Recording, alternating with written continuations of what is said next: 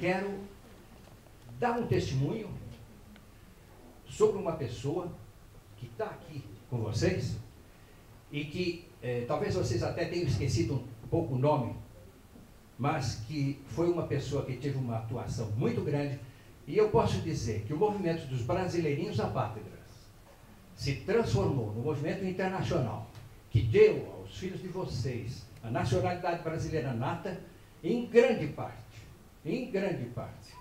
graças ao Marco Antônio Miranda. E eu gostaria que nós aplaudíssemos Marco Antônio Miranda. Obrigado, viu? Obrigado à Raiz, da associação que encabeçou essa luta aqui em Geneve pelo direito à nacionalidade brasileira dos brasileirinhos nascidos no exterior. Sem a Raízes, a gente não teria conseguido fazer a metade do que nós fizemos. Obrigado a todo mundo que participou comigo nessa conferência. Obrigado. Filho de brasileiro, brasileirinho é. E ele criou aquele peixinho. Nós fomos lá fora, no internacional, com o bebezinho do Enio Lins, mas ele agiu aqui. E eu, vocês sabem, está ficando branco aqui. Eu daqui a pouco estou pendurando as chuteiras. Já estou até pensando se vou viver no Brasil, se vou ficar ainda na Suíça. Mas eu quero gente jovem para continuar a nossa bandeira. Porque, não sei se já foi colocado aqui, ela vai colocar. Porque o Cirema falou. Aí o Rui me abraçou e disse que o Estado imigrante é a Secretaria de Estado dos Imigrantes. Então, é isso.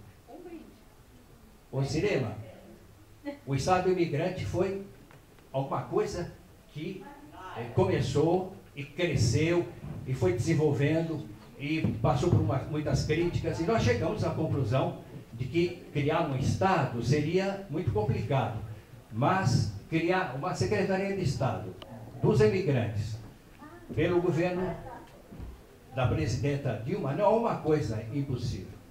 Existe mesmo uma decisão de uma comissão senatorial que fala na criação de uma Secretaria de Estado.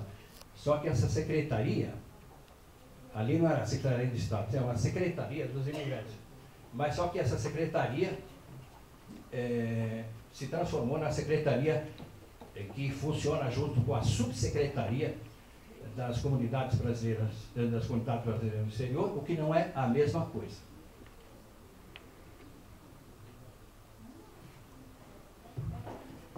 Nós queremos uma Secretaria de Estado que seja independente do Itamaraty, mesmo amigos cônsules de Genebra e Zurique que estão aqui, eles me conhecem, como todos os embaixadores e cônsules que vão às conferências, porque eu distribuo a todo mundo os flyers, nem é flyer, é quase uma brochura, no qual eu advirto.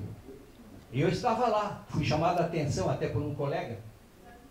Eu digo, isto aqui é um grande converscote que não leva a nada. E, portanto, ao falar isso, vocês já viram, eu vou dizer tudo o contrário do que vocês ouviram até agora. Vocês já imaginaram uma grande empresa que não tem orçamento? Você já imaginou uma pequena empresa que não tem orçamento? Não existe.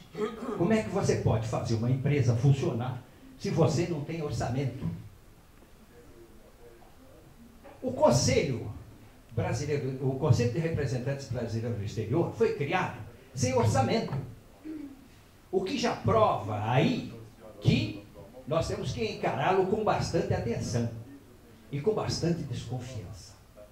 Como é que pode funcionar uma coisa dessas que é destinada aos imigrantes se não tem nem orçamento?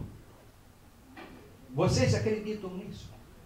Olha, eu na conferência de Genebra, de Zurique, disse que estava em campanha. Estou em campanha, falei também em Berlim sobre isso. O fato de eu ser o único que fala isso não significa que sejamos majoritários. Porque vocês me elegeram. Vocês me elegeram com 148 votos. Foi pouquinho para 3,5 milhões de imigrantes, 148 votos não é nada. Mas vocês me deram isso. E eu quero fazer jus a essa confiança que vocês me deram. Porque nós precisamos mudar isso. Não é possível se ter um Conselho Brasileiro de Representantes que não tem nem orçamento. O que acontece? Agora vai haver uma reunião em maio, nem eu sei, porque eles dizem que vai haver uma reunião em maio, depois tem em outubro, você diz que é outubro, fica em fevereiro, quer dizer, é uma salada. Então, disseram que vai haver uma reunião em maio, mas daí os suplentes falaram, o que é isso? E só os titulares? Ah, não, mas precisa levar os suplentes. Então, eu não entro nessa história de qual é o poder ou não do suplente, do titular. O fato é que vocês elegeram 32, depois eles decidem lá quem é que apita ou não apita. Mas o problema é que surgiu a ideia do dinheiro. Nós não temos dinheiro para todo esse mundo, ainda mais que a Dilma agora cortou, né? Nós não temos dinheiro para todo esse mundo. Mas tem que ter pensado nisso antes. Não se cria um órgão sem ter orçamento, sem ter base para funcionamento. Agora, a partir do momento que criaram uma coisa que não tem dinheiro para funcionar, como é que ela vai funcionar? Então, propuseram, os titulares viajam de executiva, que custa, parece que 3 vezes mais que suplente. Por que essa brincadeira? Por que não viajam todos com uma mesma tarifa econômica, tirando-se pelo menos, titular que eu conheço, que necessita, mas nesse caso seria uma exceção. Então, vamos lutar, mas lutar por coisa correta. Nós, na primeira conferência, pedimos uma comissão de transição. Essa comissão de transição era para se transformar a conferência numa união de grupos para se chegar a uma Secretaria de Estado dos Imigrantes. Já lá, em 2008. E transformamos isso num abaixo-assinado que foi passado. E esse abaixo-assinado teve 135, eu ia falar abaixo-assassinado. Mas no Freud explica isso. O abaixo-assinado foi assassinado. Ele desapareceu. Disseram que o pessoal tinha assinado sem lei. Vocês já viram alguém que assina um abaixo-assinado sem lei? O que significa isso? Significa que estão chamando quem assinou abaixo-assinado de imbecis. Será que os imigrantes brasileiros, quando assinam abaixo-assinado, são imbecis?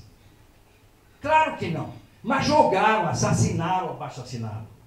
A comissão de transição apareceu nada. Na primeira versão da Ata Consolidada 1, que vocês têm aí, e que parece uma Bíblia, que é um documento enorme, correto, e que se deve depositar confiança, essa Ata Consolidada, ela não tinha nada, nem que houve abaixo-assinado, nem que eu li o abaixo-assinado no começo da reunião. Desapareceu. Não tinha. Eu precisei protestar. Vejam o vídeo. Há 40 minutos que o embaixador Otto Maio fala sobre o abaixo-assinado. Como é que é possível? Está no vídeo, todo mundo viu, e não está na ata consolidada. Isso é sério.